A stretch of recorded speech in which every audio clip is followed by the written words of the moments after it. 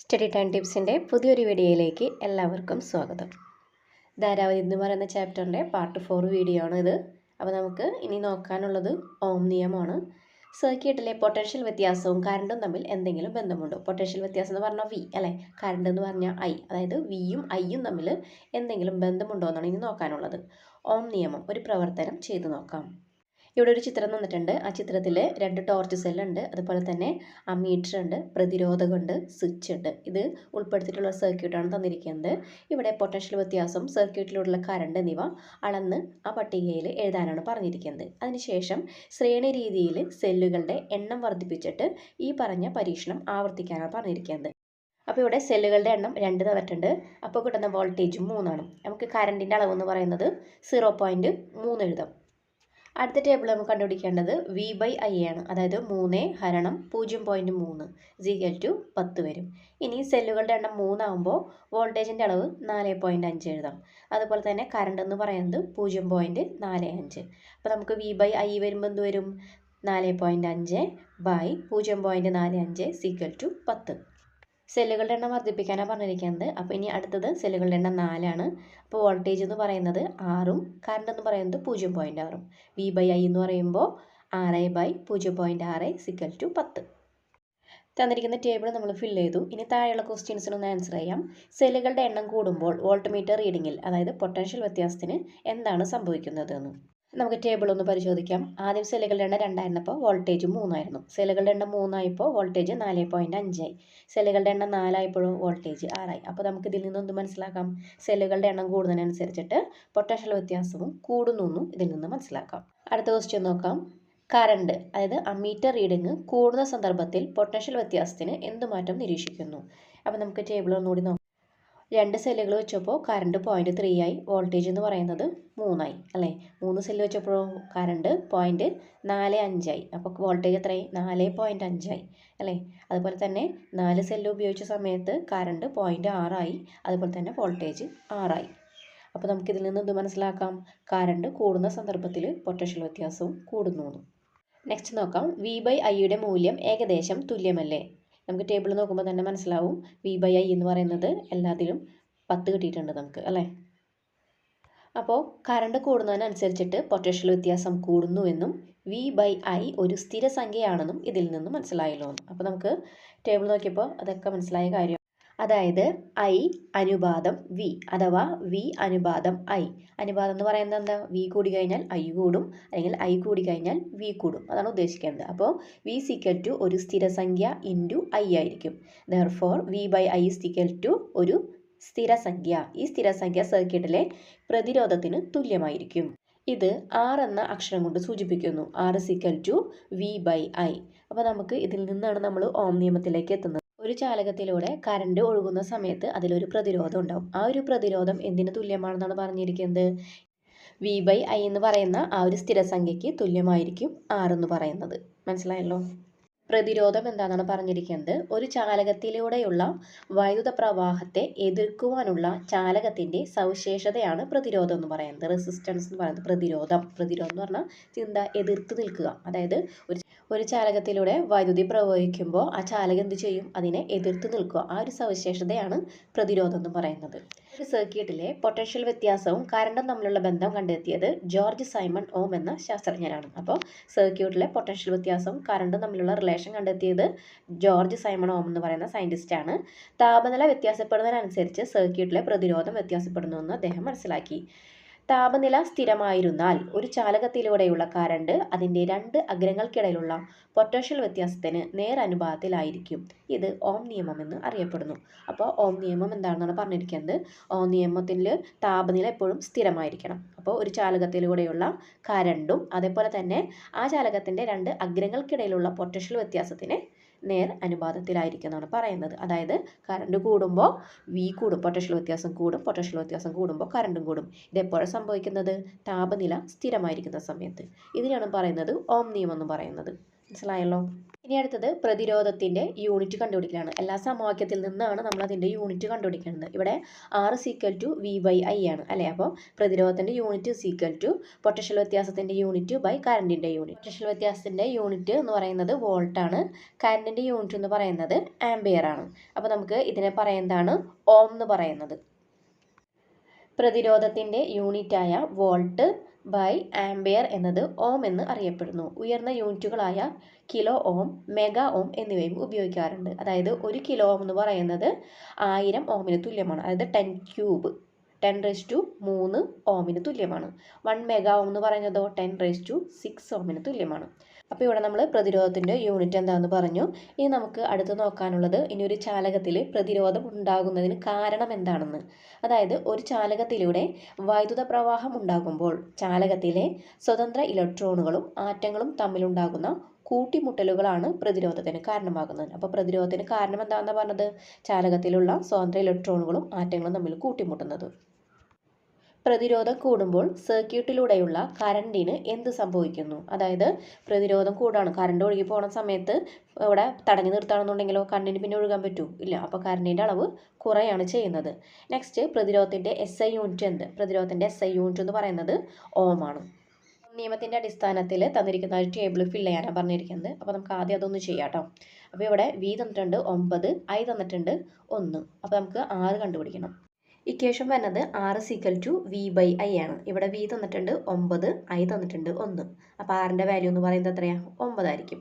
Next രണ്ടാമത്തെ നമുക്ക് കണ്ടുപിടിക്കാനുള്ളത് V3 തന്നിട്ടുണ്ട്, R6 തന്നിട്ടുണ്ട്. അപ്പോൾ നമുക്ക് I ആണ് കണ്ടുപിടിക്കേണ്ടത്. അപ്പോൾ ഇക്വേഷനിൽ നിന്ന് നമുക്ക് I V/R. ഇവിടെ ക്രോസ് മൾട്ടിപ്ലിക്കേഷൻ ചെയ്യുന്ന സമയത്ത് Iയുടെ ഭാഗത്ത് R വരും, Rൻ്റെ ഭാഗത്ത് Iയും വരും. അപ്പോൾ നമുക്ക് Vയുടെ വാല്യൂ എന്ന് പറയുന്നത് 3 ആണ്, ക്യാപിറ്റൽ R 6 ആണ് വന്നിരിക്കുന്നത്. അപ്പോൾ 3/6 0.5 ആയിരിക്കും നമുക്ക് ഹരിക്കുമ്പോൾ കിട്ടുന്നത്.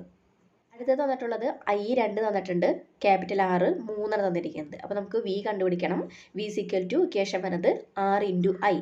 R എന്ന് പറയുന്നത് 3, I എന്ന് പറയുന്നത് 2. 3 × 2 6. അപ്പോൾ നമുക്ക് ഈ വാല്യൂസ് ഒക്കെ ടേബിളിലേക്ക് ഒന്ന് എടുത്ത് എഴുതാം.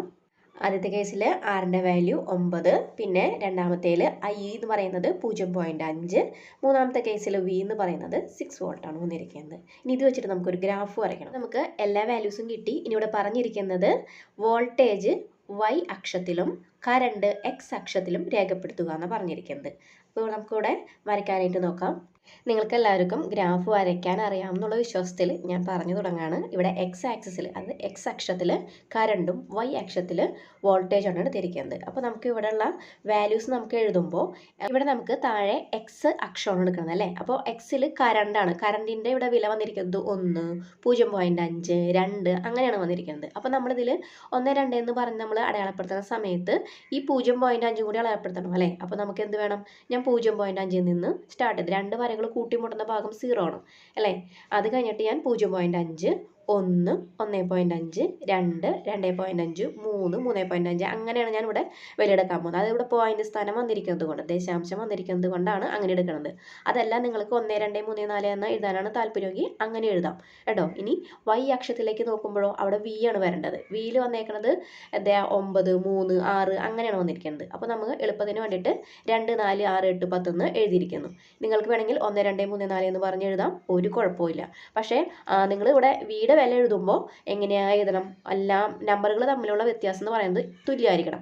ആദ്യത്തേന് 2 കൊടുത്തു, പിന്നെ അത് കഴിഞ്ഞിട്ട് 3 കൊടുത്തു, പിന്നെ 5 കൊടുത്തു, 6 കൊടുത്തു, അങ്ങനെ ചെയ്യാനൊന്നും പാടില്ല. അതായത് 1, 2 എന്ന് കൊടുക്കാന്നുണ്ടെങ്കിൽ 1, 2, 3 കൊടുക്കാം. 2, 4, 6, 8 എന്ന് പറയുകയാണെങ്കിൽ അങ്ങനെ കൊടുക്കാം കേട്ടോ. നിങ്ങൾ മാത്സ് പഠിക്കുന്ന കുട്ടികളായതുകൊണ്ട് നിങ്ങൾക്ക് ഗ്രാഫ് വരയ്ക്കാനൊക്കെ അറിയാം, തോതൊക്കെ എഴുതാൻ അറിയാമെന്നൊക്കെ ഞാൻ വിശ്വസിക്കുകയാണ് കേട്ടോ. അപ്പോൾ ഞാൻ ഇവിടെ അടയാളപ്പെടുത്താൻ നോക്കുകയാണ്. അത് നമുക്ക് കറണ്ടിൻ്റെ അളവ് എടുക്കാം. കറണ്ടിൻ്റെ അളവ് 1 ആണ് ആദ്യം വന്നിരിക്കുന്നത് അല്ലേ. അപ്പോൾ ഇവിടെ V എന്ന് പറയുന്നത് എത്രയാണ്? 9 ആണ്. Y അക്ഷത്തിൽ 8ൻ്റെയും 10ൻ്റെയും ഇടയിലായിരിക്കും 9 വരുന്നത്. അപ്പോൾ അവിടെ 9ൻ്റെ ആ ഒരു ഭാഗത്ത് അടയാളപ്പെടുത്തുക. 1ൻ്റെ നേരെ മുകളിൽ 9 അടയാളപ്പെടുത്തുക. അതിനുശേഷം I എന്ന് പറയുന്നത് 0.5 ആണ്. 0.5ൽ കറണ്ട് വോൾട്ടേജ് എത്രയാണ് വരുന്നത്? 2ൻ്റെയും 4ൻ്റെയും ഇടയിലാണ് 3 വരുന്നത് അല്ലേ. അപ്പോൾ 3 എന്ന് പറയുന്ന പോയിന്റ് അടയാളപ്പെടുത്തുക. ഇനി നെക്സ്റ്റ് വരുന്നത് കറണ്ട് എന്ന് പറയുന്നത് 2 ആണ് വരുന്നത്. 2ലായിരിക്കുമ്പോൾ എത്ര ആയിരിക്കും വരുന്നത്? നമ്മുടെ വോൾട്ടേജിൻ്റെ അളവ് എന്ന് പറയുന്നത് 6 ആണ് വരുന്നത്. അതിനുശേഷം ആ പോയിന്റുകൾ തമ്മിൽ യോജിപ്പിക്കുക. ഇതിൽ കാണുന്നത് പോലെ ആയിരിക്കും നമുക്ക് കിട്ടുന്ന ഗ്രാഫ്. എല്ലാവർക്കും മനസ്സിലായെന്ന് വിചാരിക്കണം. നമ്മൾ നേരത്തെ പ്രതിരോധം എന്താണെന്ന് പറഞ്ഞു അല്ലെ, ഒരു സർക്യൂട്ടിലെ പ്രതിരോധം എന്താണെന്ന് പറഞ്ഞു. ഇനി നമ്മൾ അടുത്ത് നോക്കാൻ പോകുന്നത് പ്രതിരോധകമാണ്. അതായത് ഒരു നിശ്ചിത പ്രതിരോധം സർക്യൂട്ടിൽ ഉൾപ്പെടുത്താനായി ഉപയോഗിക്കുന്ന ചാലകങ്ങളെ പ്രതിരോധകം അഥവാ റെസിസ്റ്റർ എന്ന് വിളിക്കുന്നു. അതിൻ്റെ സിമ്പിൾ പ്രതീകവും ഇവിടെ തന്നിട്ടുണ്ട്. അപ്പോൾ എന്താ പറഞ്ഞിരിക്കുന്നത്, ഒരു സർക്യൂട്ടിൽ നമുക്ക് പ്രതിരോധം വേണമെന്നുണ്ടെങ്കിൽ ഒരു പ്രതിരോധകം ഉൾപ്പെടുത്തിയാൽ മതി എന്നാണ് പറഞ്ഞിരിക്കുന്നത്. പ്രതിരോധങ്ങളാണ് ഇവിടെ ലെഫ്റ്റ് സൈഡിൽ തന്നിരിക്കുന്നത് കേട്ടോ. ചാലകങ്ങളുടെ പ്രതിരോധം നേരിട്ട് അളക്കാൻ ഉപയോഗിക്കുന്ന ഉപകരണമാണ് മൾട്ടിമീറ്റർ. അപ്പോൾ നേരിട്ട് നമുക്ക് അളക്കാം. നമ്മൾ നേരത്തെ വോൾട്ട്മീറ്റർ അമ്മീറ്ററൊക്കെ ഉപയോഗിച്ചില്ലേ, അതുപോലുള്ള ഒരു ഉപകരണമാണ് മൾട്ടിമീറ്റർ എന്ന് പറയുന്നത്. അപ്പോൾ ഒരു ചാലകത്തിൽ പ്രതിരോധം അളക്കാൻ വേണ്ടി ഉപയോഗിക്കുന്ന ഉപകരണമാണ് മൾട്ടിമീറ്റർ എന്ന് പറയുന്നത്. മൾട്ടിമീറ്റർ ഉപയോഗിച്ചിട്ട് നമുക്ക് പൊട്ടൻഷ്യൽ വ്യത്യാസവും കറണ്ടും അളക്കാൻ പറ്റുമെന്നാണ് പറയുന്നത്. പ്രതിരോധത്തെ സ്വാധീനിക്കുന്ന ഘടകങ്ങൾ ഏതെല്ലാമാണ്? അപ്പോൾ നമ്മൾ നേരത്തെ പറഞ്ഞു പ്രതിരോധം അളക്കാൻ വേണ്ടി ഉപയോഗിക്കുന്ന ഉപകരണമാണ് മൾട്ടിമീറ്റർ എന്ന്. ലെഫ്റ്റ് സൈഡിൽ കൊടുത്തിരിക്കുന്നതാണ് മൾട്ടിമീറ്റർ. ഇതൊരു ഡിജിറ്റൽ മൾട്ടിമീറ്റർ ആണ്. അപ്പോൾ ഇത് ഉപയോഗിച്ചിട്ട് നമുക്ക് പ്രതിരോധം അളക്കാനായിട്ട് സാധിക്കും. ഇനി പ്രതിരോധത്തെ സ്വാധീനിക്കുന്ന ഘടകങ്ങളെക്കുറിച്ചാണ് ഇവിടെ പറഞ്ഞിരിക്കുന്നത്.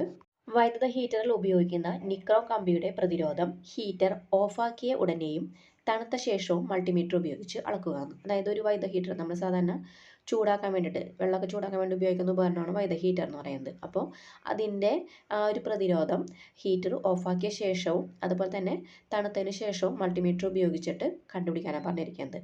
അപ്പോൾ നമുക്ക് ഹീറ്റർ ഓഫാക്കിയ ശേഷം നമ്മൾ പ്രതിരോധം അളക്കാന്നുണ്ടെങ്കിൽ വളരെ കൂടുതലായിരിക്കും. തണുത്തതിന് ശേഷമാണെന്നുണ്ടെങ്കിലും പ്രതിരോധം വളരെ കുറവായിരിക്കും. അപ്പോൾ ഇവിടെ ചോദിച്ചിട്ടുണ്ട് ഏത് സന്ദർഭത്തിലാണ് പ്രതിരോധം കൂടുതലുള്ളതെന്ന്. അതായത് ഏത് സന്ദർഭത്തിലായിരിക്കും? ചൂടായിരിക്കുന്ന സമയത്തായിരിക്കും പ്രതിരോധം ഏറ്റവും കൂടുതൽ വരുന്നത്. താപനില കുറയുന്നതിനനുസരിച്ചിട്ട് പ്രതിരോധവും കുറയുന്നതായി മനസ്സിലാക്കിയല്ലോ എന്ന്. അപ്പോൾ താപനില കുറയുന്നതിനനുസരിച്ചിട്ട് പ്രതിരോധത്തിൻ്റെ അളവും കുറയാണ് ചെയ്യുന്നത്. അപ്പോൾ ഇവിടെ നമുക്ക് പറയാം പ്രതിരോധത്തെ സ്വാധീനിക്കുന്ന ഒരു ഘടകം എന്ന് പറയുന്നത് അതിൻ്റെ താപനിലയാണ്. പ്രതിരോധത്തെ സ്വാധീനിക്കുന്ന മറ്റു ഘടകങ്ങൾ ഇനി ഏതൊക്കെയാണെന്ന് നോക്കാം. അതിന് വേണ്ടിയിട്ടുള്ള ഒരു ചിത്രം തന്നിട്ടുണ്ട്. ചിത്രത്തിൽ CD എന്ന് പറയുന്നത് 40 സെൻറ്റിമീറ്റർ നീളമുള്ള ഒരു നിക്രോമിൻ്റെ കമ്പിയാണ്. CD അതേ നീളവും ഇരട്ടി വണ്ണവുമുള്ള നിക്രോം കമ്പിയാണ് EF എന്ന് പറയുന്നത്. അപ്പോൾ CD നിക്രോമാണ്, EF നിക്രോമാണ്. EFൻ്റെ പ്രത്യേകത എന്താ? നീളം സെയിം ആണ്, പക്ഷേ വണ്ണം കുറച്ച് കൂടുതലാണ്. CD അതേ നീളവും വണ്ണവുമുള്ള കോപ്പർ കമ്പിയാണ് GH. GH എന്ന് പറയുന്നത് അപ്പോൾ എന്താ? കോപ്പറിൻ്റെ കമ്പിയാണ്. CD അതേ നീളവും വണ്ണമാണ്. ഇവ മരപ്പലകയിൽ സ്ക്രൂ ചെയ്ത് ഉറപ്പിച്ചിരിക്കുന്നു. അപ്പോൾ ഇതെല്ലാം കൂടി ഒരു മരപ്പലകയിലാണ് വെച്ചിരിക്കുന്നത്. നിക്രോം കമ്പിയുടെ മധ്യഭാഗത്തുള്ള ബിന്ദുവാണ് M. CD എന്ന് പറയുന്ന ആ ഒരു ലൈനിൻ്റെ സെൻറ്ററിലാണ് M വന്നിരിക്കുന്നത്. കണ്ടല്ലോ, ബാക്കി നോക്കാം. ബാറ്ററിയുടെ നെഗറ്റീവ് ടെർമിനലുമായി ബന്ധിപ്പിച്ച ചാലകത്തിൻ്റെ J എന്ന സ്വതന്ത്ര അഗ്രം M, D, F, H എന്നീ ബിന്ദുക്കളിൽ മാറി മാറി സ്പർശിക്കുക. ബൾബിൻ്റെ പ്രകാശ തീവ്രതയിലും അമ്മീറ്റർ റീഡിങ്ങിലും ഉണ്ടാകുന്ന മാറ്റം നിരീക്ഷിക്കുക. അപ്പോൾ ഇവിടെ എന്താ പറഞ്ഞിരിക്കുന്നത്? ചിത്രത്തിൽ J എന്ന് പറയുന്ന ആ ഒരു ഭാഗം M, D, F, H എന്നീ ബിന്ദുക്കളിൽ കൊണ്ടുപോയിട്ട് ടച്ച് ചെയ്യുന്ന സമയത്ത് അവിടെയുള്ള ബൾബ് പ്രകാശിക്കാൻ തുടങ്ങും. ഓരോ പോയിന്റിലും വെക്കുമ്പോഴും ബൾബിൻ്റെ പ്രകാശത്തിൽ പല പല വ്യത്യാസങ്ങളുണ്ടാവും. അതൊന്ന് നിരീക്ഷിക്കാനാണ് പറഞ്ഞിരിക്കുന്നത്. അതിനുശേഷം അവിടെ താഴെ കൊടുത്ത ടേബിൾ ഒന്ന് നമുക്കൊന്ന് ഫില്ല് ചെയ്യണം. നമുക്കതൊന്ന് ചെയ്യാം. എമ്മിൽ സ്പർശിക്കുന്ന സമയത്ത് അമ്മീറ്റർ റീഡിംഗ് വരുന്നത് 0.5 ആംപിയറും, ഡിയിൽ വരുമ്പോൾ 0.25 ആംപിയറും, എഫിൽ 0.5 ആംപിയർ, എച്ചിൽ 0.75 ആംപിയർ. അപ്പോൾ ഇവിടെ അമ്മീറ്റർ റീഡിങ്ങിൽ വ്യത്യാസങ്ങൾ വരുന്നുണ്ട് അല്ലേ. അതായത് അമ്മീറ്റർ റീഡിംഗ് എന്ന് പറയുന്നത് എന്താ? കറണ്ടിലുള്ള അളവ് വ്യത്യാസമാണ്. ഈ കറണ്ടിലുള്ള അളവിന് വ്യത്യാസം വരാൻ കാരണം ഇവിടെ ഉപയോഗിച്ചിരിക്കുന്ന ആ ഒരു ചാലകത്തിൻ്റെ പ്രതിരോധം എല്ലാത്തിലും വ്യത്യസ്തമാണ് അല്ലേ. ചിലത് നീളം കൂടിയതാണ്, ചിലത് വണ്ണം കൂടിയതാണ് അല്ലേ. അങ്ങനെയുള്ള കമ്പികളാണ് ഉപയോഗിച്ചിരിക്കുന്നത്. അതുകൊണ്ട് തന്നെ പ്രതിരോധത്തിലുള്ള വ്യത്യാസമാണ് കറണ്ടിലും ഈ വ്യത്യാസം കാണിക്കാൻ കാരണം. താഴെ കുറച്ച് ക്വസ്റ്റ്യൻസ് കൊടുത്തിട്ടുണ്ട്. അത് ആൻസർ ചെയ്യുമ്പോൾ നിങ്ങൾക്ക് കുറച്ചും കൂടി ഒന്ന് ക്ലിയർ ആവും. റീഡിങ്, അതായത് കറണ്ട് ഏറ്റവും കുറവ് ഏത് സന്ദർഭത്തിലാണെന്ന്, ഏത് പോയിന്റിൽ തൊട്ടപ്പോഴാണ് കറണ്ടിൻ്റെ അളവ് കുറവ് വന്നതെന്ന്. അതായത് D എന്ന് പറയുന്ന പോയിന്റിൽ തൊടുമ്പോഴാണ് കറണ്ടിൻ്റെ അളവ് കുറവ്. കാരണം എന്തെന്ന്, അതായത് പ്രതിരോധം കൂടുതലാണോ പ്രതിരോധം കുറവാണോ അതിന് കാരണം എന്ന്. അതായത് പ്രതിരോധം കൂടുതലാണ് കാരണം. നേരത്തെ പറഞ്ഞിട്ടുണ്ടായിരുന്നു പ്രതിരോധം കൂടുമ്പോൾ കറണ്ടിൻ്റെ അളവ് കുറവായിരിക്കുന്നു. ഒരേ ചാലകത്തിൻ്റെ നീളം കൂടുമ്പോൾ പ്രതിരോധത്തിന് എന്ത് സംഭവിക്കുന്നു? നീളം കൂടുന്നതിനനുസരിച്ചിട്ട് പ്രതിരോധം കൂടുന്നു. ഒരേ ചാലകത്തിൻ്റെ വണ്ണം കൂടുമ്പോൾ പ്രതിരോധത്തിന് എന്ത് സംഭവിക്കുന്നു? വണ്ണം കൂടാന്നുണ്ടെങ്കിൽ പ്രതിരോധം കുറയും. അടുത്ത ക്വസ്റ്റ്യൻ, ഒരേ നീളവും വണ്ണവുമുള്ള നിക്രോം, കോപ്പർ എന്നിവയിൽ പ്രതിരോധം കൂടുതൽ ഏതിനാണ്? ഇതിൽ ഏറ്റവും കൂടുതൽ പ്രതിരോധം ഉള്ളത് നിക്രോമിനാണ്.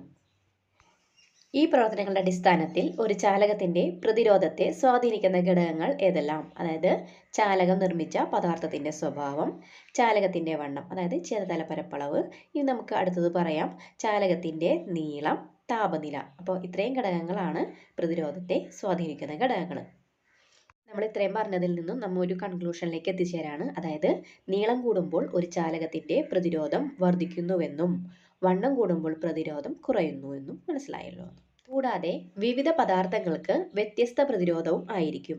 ഒരേ നീളവും വണ്ണവുമുള്ള nichrome, tungsten, copper, aluminium, silver എന്നിവ കൊണ്ട് നിർമ്മിച്ച കമ്പികൾ പരിഗണിച്ചാൽ നിക്രോമും ടങ്സ്റ്റണും താരതമ്യേന ഉയർന്ന പ്രതിരോധമുള്ളവയും അലുമിനിയം, കോപ്പർ എന്നിവ പ്രതിരോധം വളരെ കുറഞ്ഞവയുമാണ്. സിൽവർ ഏറ്റവും പ്രതിരോധം കുറഞ്ഞ ഒരു ലോഹമാണ്. ഏറ്റവും പ്രതിരോധം കുറഞ്ഞ ലോഹമാണ് സിൽവർ എന്ന് പറയുന്നത്. പിന്നെ ഏറ്റവും പ്രതിരോധം കൂടിയത് ടങ്സ്റ്റണും അതേപോലെ തന്നെ നിക്രോമുമാണ് ഏറ്റവും പ്രതിരോധം കൂടുതലുള്ളത്. അപ്പോൾ ഇതൊക്കെ ഒന്ന് മനസ്സിലാക്കി വെക്കുക കേട്ടോ. ഇതോടുകൂടി ഞാൻ ഈ ഒരു വീഡിയോ വൈൻഡപ്പ് ചെയ്യാണ്. നിങ്ങൾക്ക് വീഡിയോ ഉപകാരപ്പെട്ടെങ്കിൽ എപ്പോഴും പറയുന്ന പോലെ ഫ്രണ്ട്സിനെ ഷെയർ ചെയ്യാം. കൂടുതൽ വീഡിയോസിന് ചാനൽ സബ്സ്ക്രൈബ് ചെയ്യാം.